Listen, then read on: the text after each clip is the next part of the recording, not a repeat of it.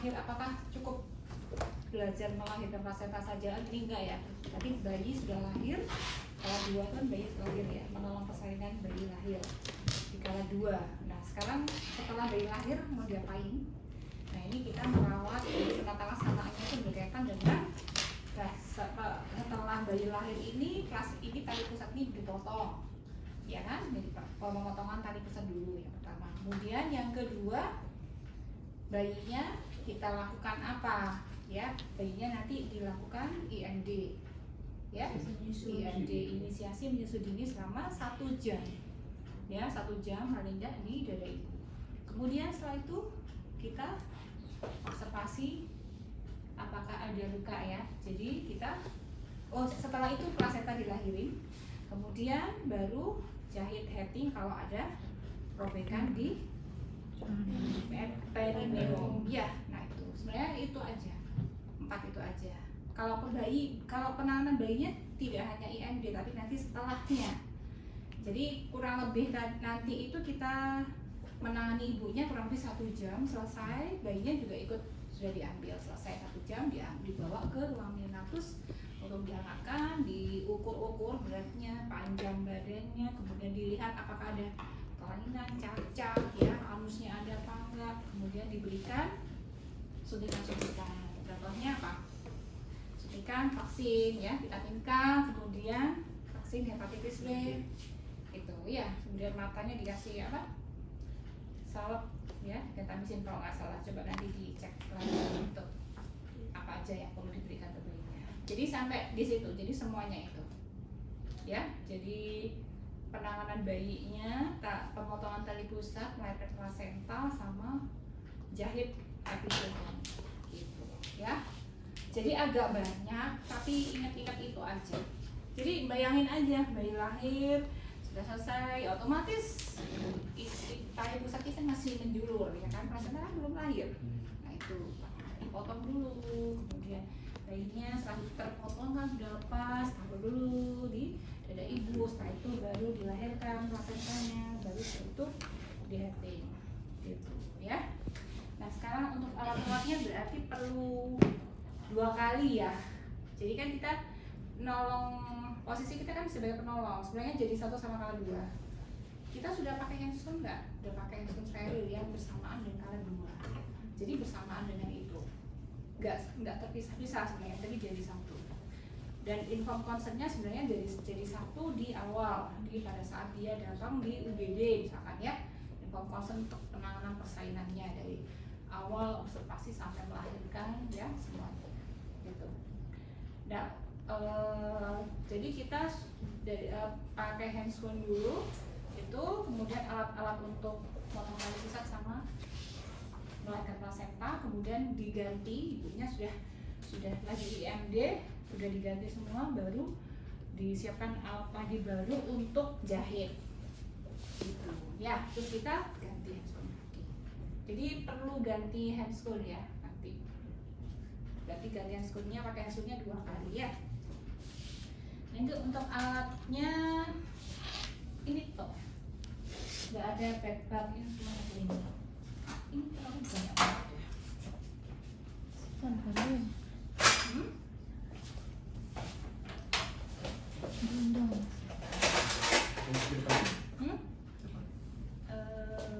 Kalau terlalu depan nanti yang situ nggak kita.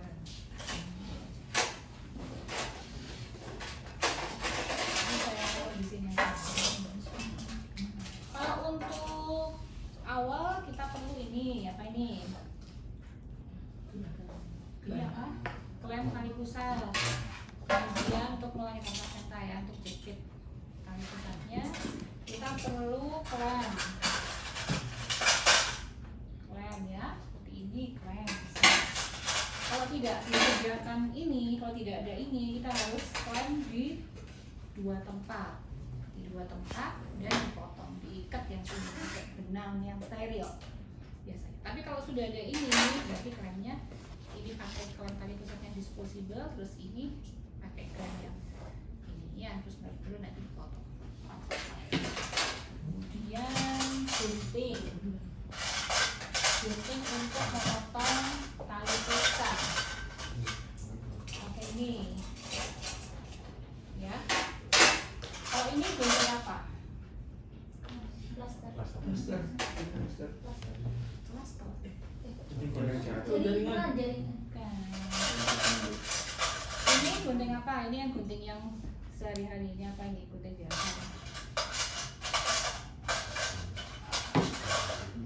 Oh ini kalian tahu nggak ini gunting apa? Benang. Gunting benang. Ini untuk nyangkutin benang di sini. Sering gunting.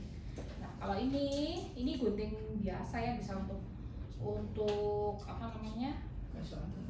Kasa, gunting kasa apa terserah. Kemudian kalau ini gunting episiotomi. Ya, ada agak tumpul di sini gunting episiotomi untuk kala 2 ya.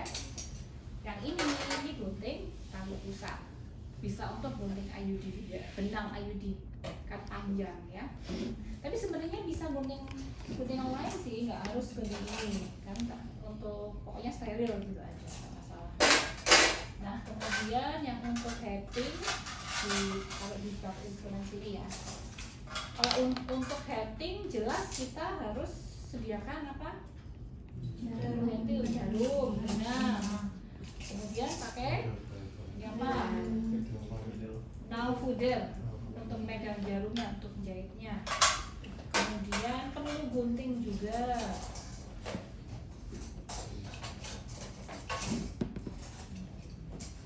Perlu ini apa? Insert. Perlu gunting. Biasanya bisa pakai ini ya. Kemudian kasa, kita perlu kasa ya. Kasa bisa disediakan di sini atau ditaruh di tempat lain juga bisa. Kemudian perlu spet ya, untuk apa? Kalau untuk jahit anestesi untuk menyukainya harus steril ya ini ya. Jadi bukanya harus dalam kondisi steril. Ini semua yang di dalam ini steril ya. Nah, megangnya harus pakai handphone atau megang pakai apa ini? Korentang bukan ini, korentang. Oh, tidak ada korentang. Ini sebenarnya rintang ya. Rintang itu untuk jahit pada saat dasar. Oh ini nih korentang. Nah, salah tempat. Ini korentang. Ini korentang yang ditaruh di sini. Ini biasanya korentang kita ganti setiap hari ya. Setiap hari bisa ganti 2-3 kali. Setiap kali shift mungkin diganti. Baru yang steril. Kalau korentang ini yang steril sebelah sininya tok, yang ini tidak steril. Untuk asisten mindah-mindah, oh butuh alat ini, ya ambil pakai sumen yang besar. Jadi mindah ini ke ini, bukan untuk ke pasien, ya hanya untuk dari alat ke alat gitu aja. Soalnya sini nggak steril, ya. Tuh. Kemudian oh iya, perlu satu lagi spek untuk apa? Suntik injeksi oksitosin ya pada saat mau melahirkan plasenta ya. Jadi kalau bayi lahir, bayi sudah lahir ya, sudah kelas 2 sudah selesai, nangis kan bayinya. Nah biasanya kan ditaruh di dada ibu ya, udah di dada ibu gini sambil dibersih-bersihkan, asisten bersihin semua. Nah pada saat itu asisten langsung nyuntikan oksitosin di paha lateral intramuskuler. Itu harus dikerjakan di awal begitu bayi lahir. Ini tujuannya apa ini? Kontraksi. Ya, kontraksi rahim kan pasangannya cepat lepas ya, cepat lahir, cepat lepas dari kan plasenta itu kan awalnya di rahim dia nempel ya. Plasenta itu di rahim ibu nempel, bayangin aja rahim ibu bulat, ini nempel di dinding rahim. Nah begitu bayi lahir, rahim itu harus ada kontraksi biar plasenta itu lepas, harus mengecil, harus ada kontraksi. Kalau tidak ada kontraksi dia nggak akan lepas, begitu. Memang secara alami dia akan bisa lepas ya kalau orang di desa-desa ada yang melahirkan sampai di hutan apa cerita-cerita yang kita dengar ya, itu sebenarnya bisa, tapi kan kita harus aktif untuk menolong. Artinya ini namanya manajemen aktif kala 3. Jadi makanya diberikan suntikan oksitosin di awal biar tidak biar plasentanya cepat lahir. Kalau terlalu lama nggak lepas resikonya apa? Ya perdarahan nanti. Ya perdarahan akhirnya. Terus plasenta ini harus lahir. Nah, kalau nggak lahir resiko perdarahan akhirnya berarti kontrasnya nggak baik. Setelah plasenta yang lahir biasanya lemas plasentanya. Jadi plasentanya uterusnya akhirnya perdarahan. HPP nanti bisa HPP karena aponia bisa. Begitu. Ya. Makanya harus selalu disuntikan oksitosin setiap kali bayi setelah lahir, ya. Itu manajemen aktif kala tidur, gitu. Sudah. Nah, kemudian perlu untuk kain ya. Nanti untuk biasanya kita perlu 2. Yang pertama kok bayi yang begitu lahir kan dibersihkan, tapi di kala 2 ya itu ya. Nah, ini untuk nutupin bayinya pada saat IMD nanti. Kemudian ibunya juga perlu dikasih dok steril atau apa namanya sih yang perlak ya, bisa perlak, bisa apa ya, pokoknya steril ya. Kalau di ruangan ini yang disposable pasti ya, ini yang aja steril ya, steril. Nah, nanti setelah plasenta lahir harus diganti baru untuk headingnya, ya harus steril semuanya. Sudah. Kemudian perlu betadine di sini ada. Betadine untuk jahit nanti. Nah, ini mungkin nanti untuk naruh plasentanya ya.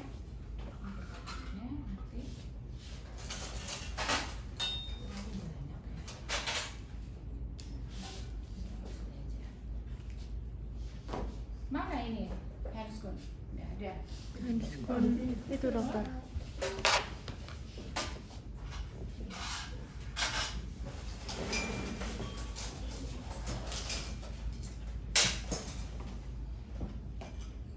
Nah, sudah siap alatnya semua nih. Yang ini nggak perlu.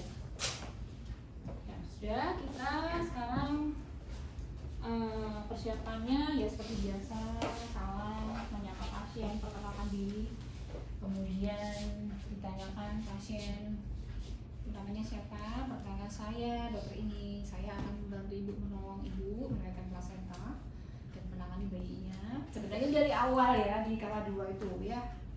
Dan info pasien tetap karena ini dipisah-pisah tetap diutarakan apakah ibu bersedia gitu aja atau pakai selembar kertas untuk tanda tangan suaminya ya.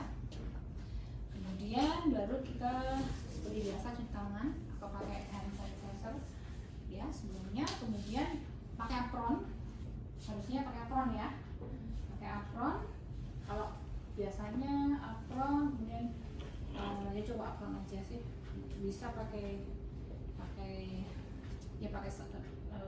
boot bisa kalau itu dalam persalinan ya.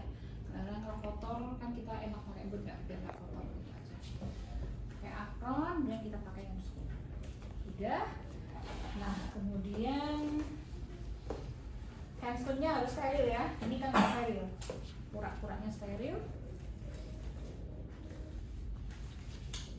Kemudian kita mulai melakukan tindakan memotong tali pusat. Pertama kita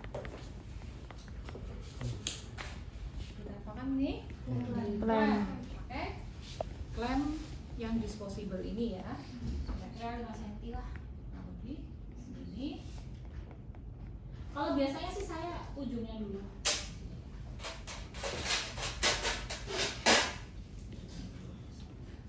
Terserah sih mau itu dulu atau ujungnya dulu. Oh biar nggak gini. Ini kira-kira 5 cm. Ini jangan diklem beneran ya, susah bukanya nanti. Pura-pura aja di sini, kemudian diklem sisi satunya. Kurang lebih 2 atau 3 cm.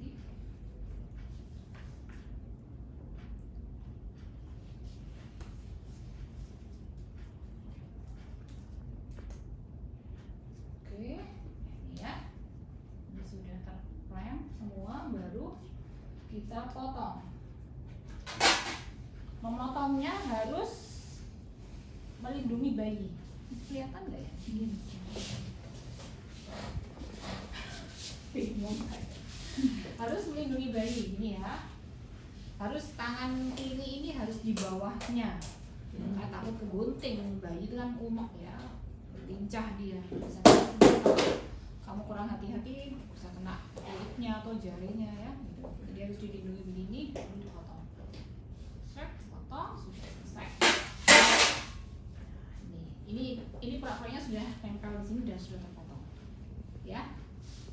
Jadi sudah selesai. Oh ya, tadi itu oksitosin disuntikan, asisten menyuntikkan oksitosin. Jadi bukan kita ya, karena itu tidak steril. Bilang aja asisten menyuntikkan oksitosin satu ampul, ya. Berapa unit satu ampulnya?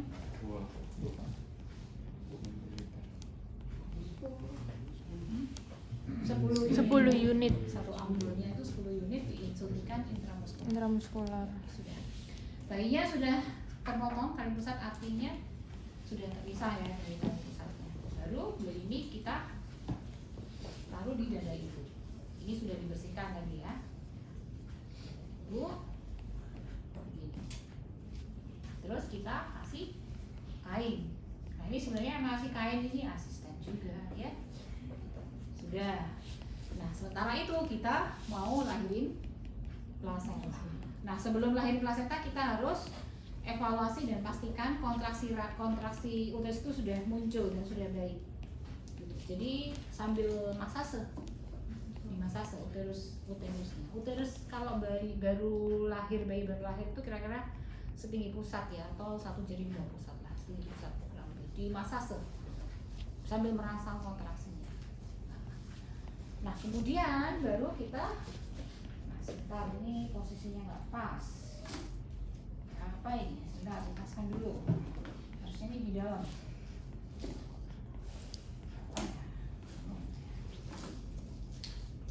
Ini bisa dimasukin ya.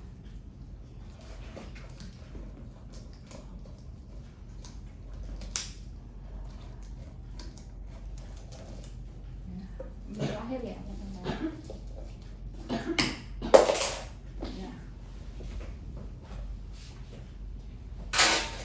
Nah, kita masase uterus ya, masase di umek-umek terutama di daerah fundus ya, atas puncak rahim di masase. Udah, kemudian nah ini dipindah, kelemnya tadi dipindah mendekati ke vulva. Kira-kira 10 cm ya, 5 atau sampai 10 cm di depan vulva. Mendekati lagi. Sambil dimasase, sambil diregangkan. Sambil diawasi sudah ada tanda-tanda pelepasan plasenta atau belum. Nah, kalau sudah ada tanda-tanda plasenta lepas, ciri-cirinya gimana? Keluar darah ngalir. Ya, jadi kalau belum lepas nggak akan keluar apa-apa. Paling sisa-sisa ketuban aja, ya. Kalau sudah ada darah ngalir, biasanya ngalir sedikit ya, sudah mulai ngalir. Nah, itu berarti plasenta sudah mulai lepas. Baru kita berusaha untuk melahirkan plasenta. Ini ditegangkan sambil dimasase. Nah, sudah ada tanda plasenta lepas, baru kita coba lahirkan plasenta. Caranya, tangan yang kiri itu menekan rahim uterus, ditekan dan diurut ke atas ke arah dorsokranial ya. Dorsokranial ya, dorsokranial. Jadi kranial itu artinya ke arah kepala ibu, dorso artinya ada ke bawah, menuju ke bawah. Jadi diurut gini, set ke arah atas, kemudian setelah dari atas ditekan ke bawah sambil ditarik ke sejajar dengan lantai ya. Itu maksudnya apa kayak gitu tuh? Bisa bayangin nggak? Biar nggak patah. Ya, kita berusaha untuk menekan, kan plasenta itu masih di dalam dan di situ kan masih ada rongga, ada bagian rongga kosong. Nah itu ditekan biar plasenta terdesak, biar dia mau keluar, kayak gitu, ya. Jadi ditekan, seret, dan ditekan ke bawah. sambil ini ditarik ke arah belakang, jajar ya, jajar di mana bukan ini bukan gini ya.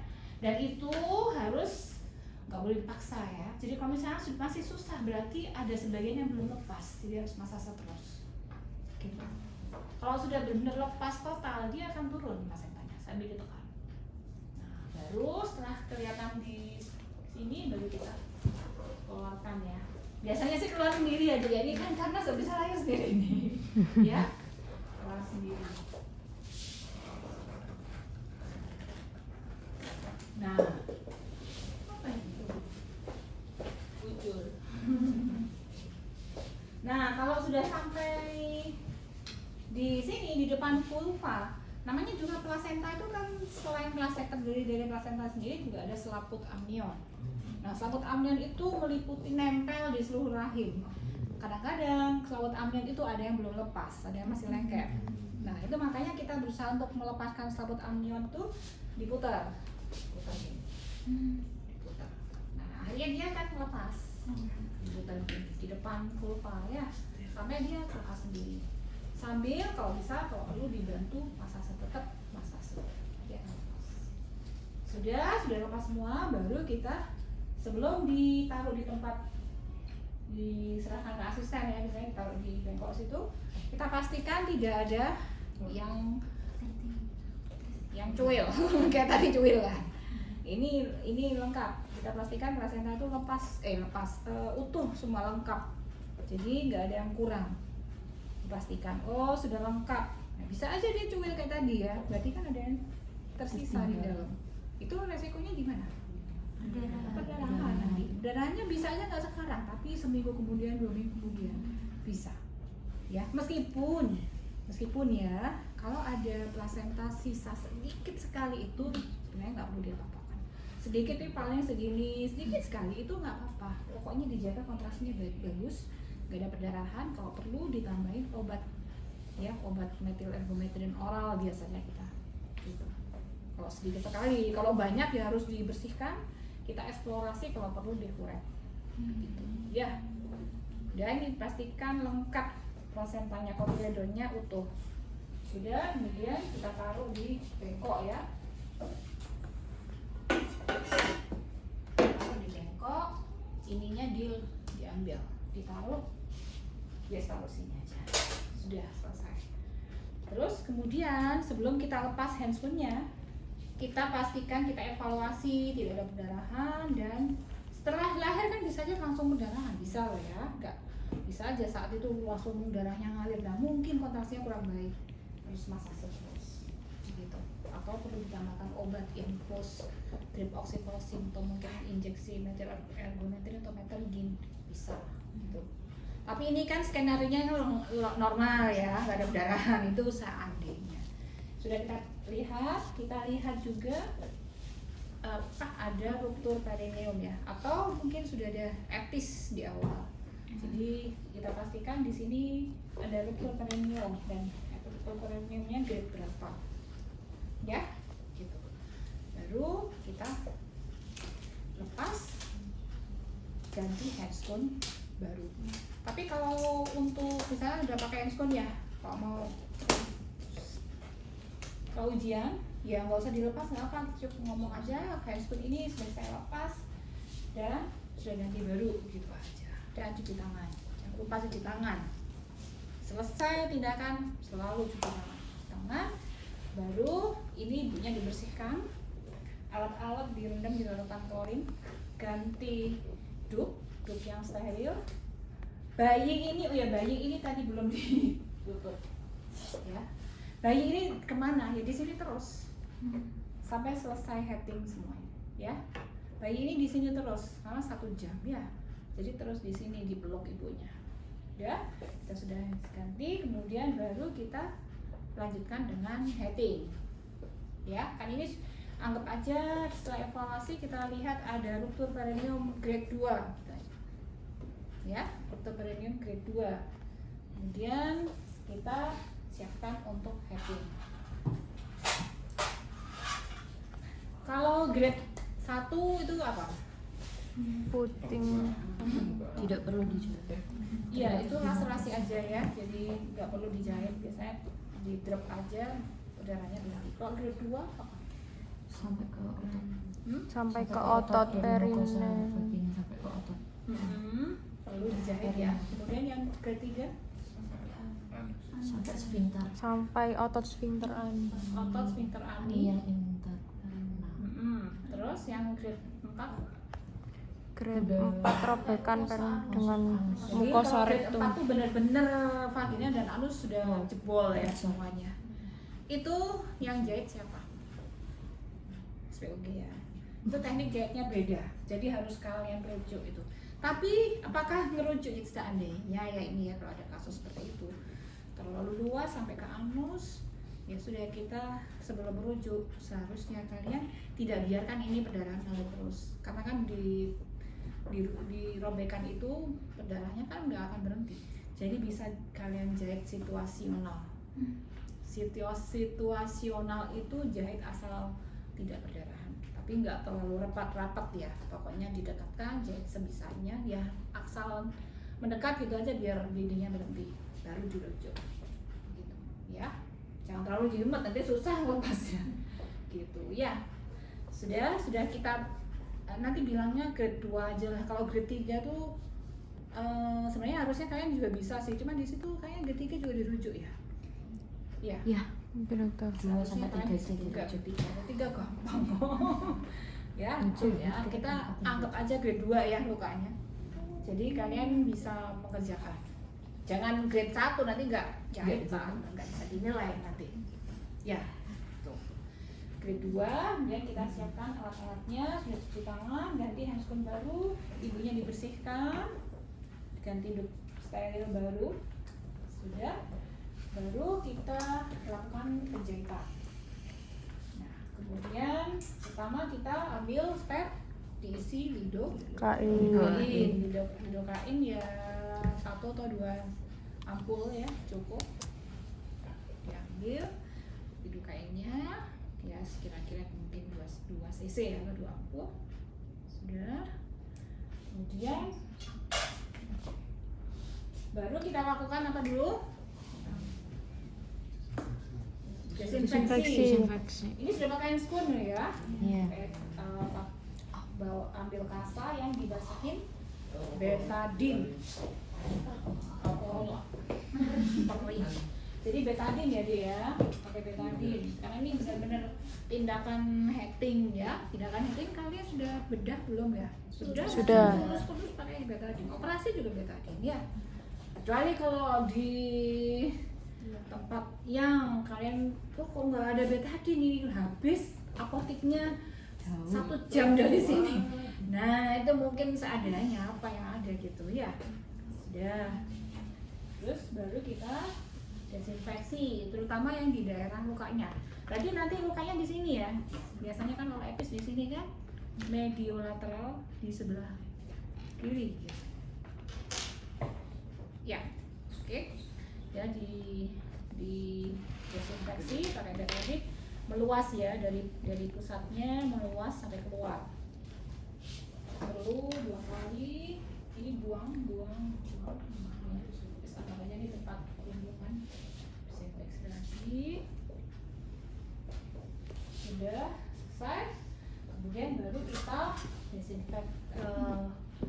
anestesi ya pakai lidokain. Jadi anestesinya itu nanti bentuknya bisa kira-kira nggak memperkirakan nggak bentuknya kayak gimana? Gini, mungkin perlu bayanginnya gimana? Ini kan robek ya, robek bunyinya. Nah ini buka seret gitu. Jadi robeknya itu kayak bentuk V jadinya. Gitu, kayak bentuk V di luar dan V sebelah dalam. V di luarnya itu begini. Kan ini robek ya, ada yang buka begini. Nah kalau yang di arah di vaginanya V-nya begini. Ya. Nah ini kita suntikannya di tempat V-nya itu, di luarnya saja. Kalau mukosa vagina biasanya nggak perlu, karena itu nggak nyeri ya. Biasanya sarafnya minim ya, jadi di sebelah luarnya aja ya, kecuali ya ibunya sangat sensitif ya dikasih semuanya. Jadi kalau tidur kain terlalu banyak bengkak ya, jadi secukupnya. Jadi disuntikannya disuntikan seret, terus kemudian masuk ke di bawah kulit, di lemaknya ya, lemak yang dekat kulit itu dia dikeluarkan cairan lidokainnya sambil ditarik ke luar. Terus sampai sini strap. Oke, sudah gitu. Ya, jadi sebelah sini aja ya. Kalau perlu di sebelah deket vulva itu yang vagina luar bisa. Tapi nggak perlu sampai dalam-dalam ya. Biasanya nggak perlu. Tapi dikasih juga. Tapi butuh lidokain banyak nanti. Biasanya nggak nyeri kalau sudah kita suntikan ya, nanti begini aja ya, sambil dilindungi suntikan. Seret. Ya. Kemudian kita tes dulu, sakit nggak Bu? Tidak sakit, oke. Ditunggu berapa menit, sudah tes, sudah nggak sakit, baru kita lakukan penjahitan. Canal pudar dan pinset. Biasanya jahitnya pakai benang kromik ya, benang yang bisa diserap. Nah untuk jahitnya ini cukup satu benang dari dalam sampai keluar, sampai kulit itu jadi satu.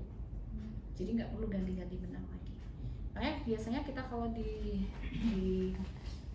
VK itu ada benang ya, bukan kromik sih, malah lebih bagus ya. Jadi kita satu panjang gitu. Nah dari dalam ini jahitnya mukosa vagina sampai ke mukosa perineum sampai kulitnya gitu. Nah untuk cara jahitnya ini kayaknya harus ya apa ya? Minta kertas saja. Kertas coba saya gambarkan sini. Biar bisa dibayangin aja. Ini berapa? Ya. Ya, bentuknya begini ya nanti ya.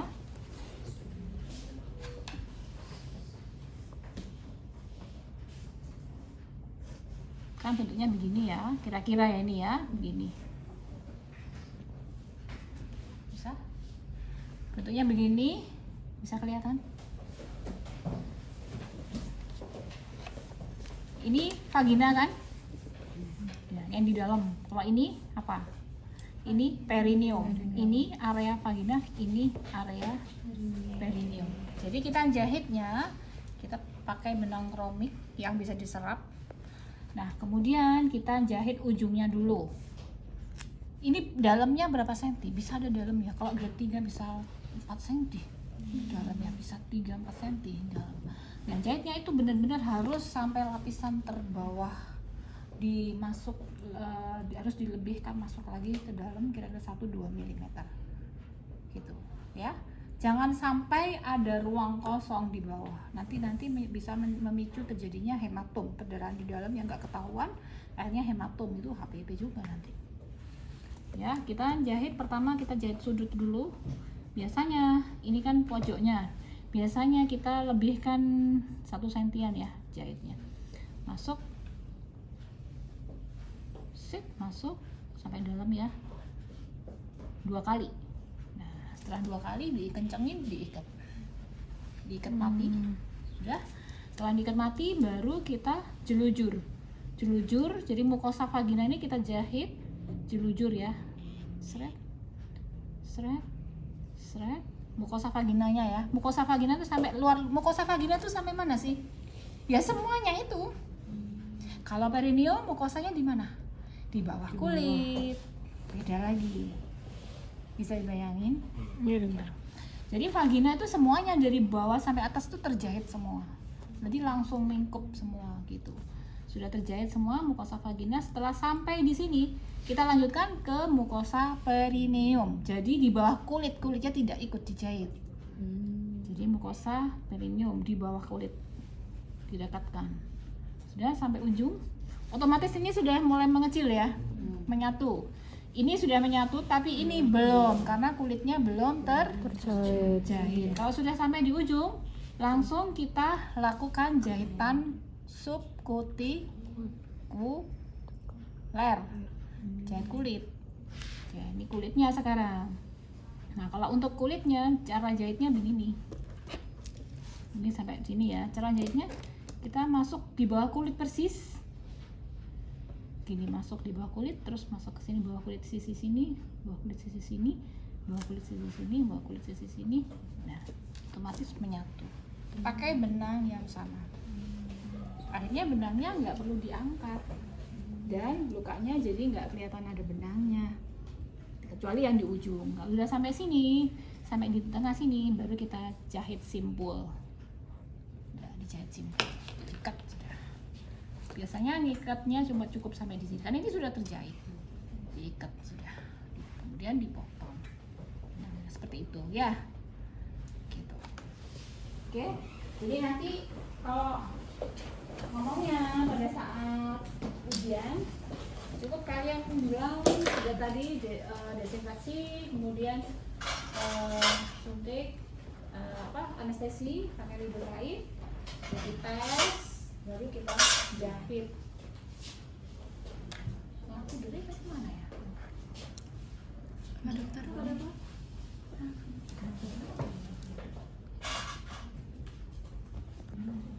Tahu lah. Nalfuder ya, pura-puranya ini nalfuder. Kalau di sini nggak ada. Nggak ada. Pura-pura ini nalfuder ya. Ya, langsung kita jahit. Kamu pegang ini ya. Pinset, nalfuder. Oh ini. Ya, kemudian kita jahit dari ujung mukosa vagina, jahit jelujur sampai ke mukosa perineum. Kemudian setelah sampai di ujung perineum, kita lanjutkan dengan jahitan subkutikuler. Kemudian kita kembali lagi ke arah vagina dan diikat. Udah, kemudian dipotong. Sudah selesai.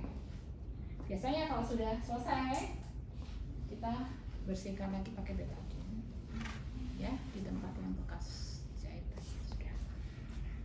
Nah, biasanya setelah selesai penjahitan, kita perlu rectal touch untuk memastikan entah itu ditulis apa nggak di situ. Biasanya rectal touch pakai jari kelingking aja bisa, untuk evaluasi apakah ada yang tembus ya, ini ya jahitannya.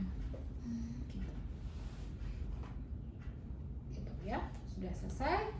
Kemudian setelah itu kita lepas handphone, kita cuci tangan, dibersihkan. Kemudian bayinya baru diambil, udah 1 jam kan IMD-nya, diambil, dipindahkan ke ruang neonatus untuk dilakukan jadi dihangatkan, biasanya di infant warmer ya, dibersihkan, dihangatkan, kemudian dicek semuanya, ditimbang, diukur panjangnya, diberikan suntikan vitamin K, hepatitis, makanya dikasih salep antibiotik ya, sudah diobservasi ya, gitu. Ya sudah selesai, alat-alatnya semuanya direndam di larutan klorin. Sudah, ibunya dikasih tahu, ibunya sudah selesai, ibu.